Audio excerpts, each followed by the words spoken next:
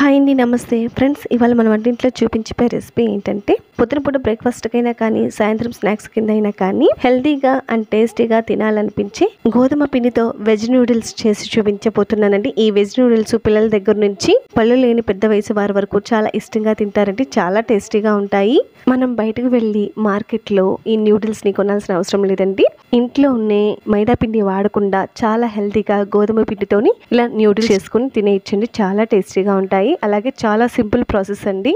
ఇక లేట్ చేయకుండా ఎంతో రుచిగా ఉండే ఈ నూడిల్స్ని ఎలా తయారు చేయాలో వీడియోలోకి వెళ్ళి చూసిద్దామండి. ఇప్పుడు ఒక బౌల్ తీసుకుని దాంట్లోకి 1 కప్పు వరకు గోధుమ పిండి వేసుకోవాలి. రుచికి తగ్గ ఉప్పు వేసేసుకుని 1 స్పూన్ వరకు నూనె వేసేసుకుని ఈ ఉప్పు నూనె కలిసేలాగా పిండిని ఒకసారి బాగా కలుపుకోవాలండి. ఇప్పుడు కొంచెంగా నీళ్లు పోసుకుంటూ ఈ గోధుమ పిండిని చపాతీ పిండిలాగా సాఫ్ట్ గా కలుపుకోవాలండి. ఫస్ట్ టైం నా ఛానల్ చూస్తున్న వాళ్ళైతే సబ్స్క్రైబ్ చేసుకోండి ఫ్రెండ్స్. ఇదిగోండి, ఇలా సాఫ్ట్ గా పిండి కలుపుకున్న తర్వాత ఈ పిండిని మనం 4 భాగాలుగా చేసుకుని ఉండలా చేసేసుకోవాలండి.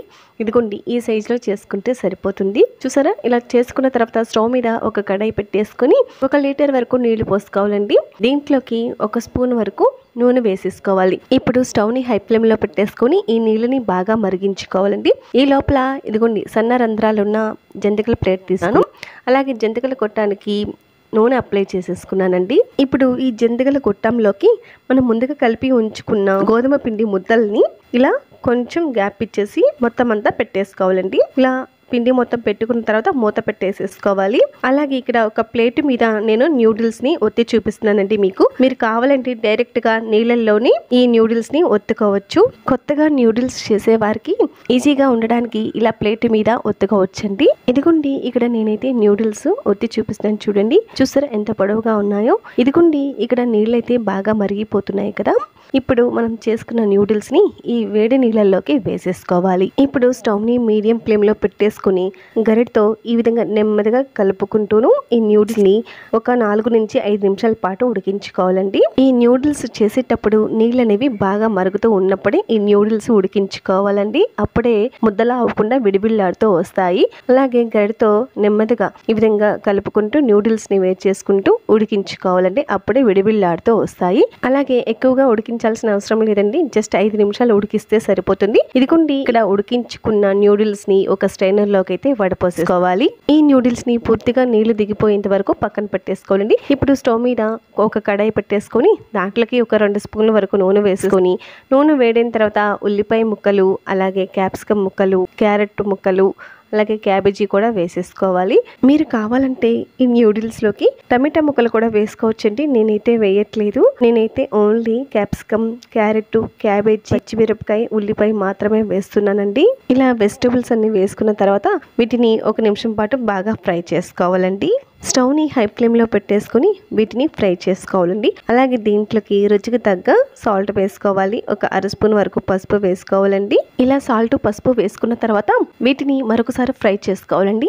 ఇలా ఫ్రై చేసుకున్న తర్వాత దీంట్లోకి ఒక 1/2 స్పూన్ వరకు మిరియాల పొడి, ఒక 1/2 స్పూన్ వరకు ఎండు కారం, 1 స్పూన్ వరకు సోయా సాస్, 1 స్పూన్ వరకు గ్రీన్ చిల్లీ సాస్ వేసుకోవాలండి. మీరు కావాలంటే రెడ్ చిల్లీ సాస్ అయినా వేసుకోవచ్చు. అలాగే 1 స్పూన్ వరకు టొమాటో సాస్ వేసుకోవాలి. 1 స్పూన్ వరకు వెనిగర్ వేసుకోవాలండి. ఈ సాస్ ఏమీ వద్దనుకున్నప్పుడు ఇన్స్టెంట్ మ్యాగీ మసాలా పౌడర్ ఉంది కదా, అది కూడా వాడుకోవచ్చండి. ఇలా సాసులన్నీ వేసుకుని ఒకసారి బాగా కలుపుకోవాలండి. ఆ తర్వాత మనం ఉడికించుకున్న న్యూడిల్స్ ని ఈ మసాలాలోకి వేసేసుకోవాలండి. ఇలా గరిటతోను ఈ మసాలాలన్నీ న్యూడిల్స్ లాగా ఒకసారి బాగా కలిపేసుకోవాలండి. మీకు వీలైతే ఈ న్యూడిల్స్ ని కలపడానికి టాస్ కూడా చేయొచ్చండి. నేనైతే ఇక్కడ 2 గరిటెలతో ఇదిగోండి ఈ విధంగా న్యూడిల్స్ ని కలిపేస్తున్నాను. ఎంతో టేస్టీగా, ఎంతో హెల్దీగా ఇలా గోధుమ పిండితో న్యూడిల్స్ చేయొచ్చని, ఇంత ఈజీ అని తెలిస్తే ఎవరైనా సరే బయటికి వెళ్ళి అసలు కొనరండి. ఇంట్లోనే గోధుమ పిండితోనే అన్ని ఇంట్లో ఉండే కూరగాయలతోనే ఇలా వేడివేడిగా కారంగా రుచిగా ఈ న్యూడిల్స్ ని తినేయచ్చండి. చాలా బాగుంటాయండి. చివరిగా ఈ న్యూడిల్స్ లోకి సన్నగా కట్ చేసుకున్న కొత్తిమీర, ఉల్లికాడలు కూడా వేసేసుకొని మరొకసారి కలిపేసేసుకోవాలండి. ఇంతేనండి, ఎంతో టేస్టీగా, ఎంతో హెల్దీగా ఉండే వెజ్ నూడిల్స్ రెడీ అయిపోయాయి.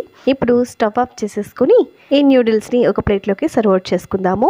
ఈ ఎండాకాలం సెలవుల్లో పిల్లలకి సాయంత్రం పూట ఏదైనా స్నాక్స్ తినాలనిపిస్తుంది కదండి.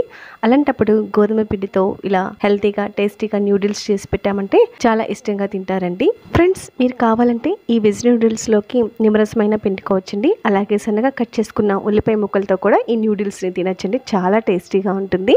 అంతేకాకుండా ఈ న్యూడిల్స్ని పిల్లలే కాదండి, పళ్ళు లేని పెద్ద వయసు వారు కూడా ఈజీగా నమలచ్చండి. ఈ న్యూడిల్స్ని సాయంత్రం పూట వేడివేడిగా ఏదైనా రుచిగా తినాలనిపిస్తే 1 కప్పు గోధుమ పిండితో ఇలా వెజ్ నూడిల్స్ చేసుకుని చాలా టేస్టీగా తినేయచ్చండి. చాలా చాలా టేస్టీగా ఉంటుంది.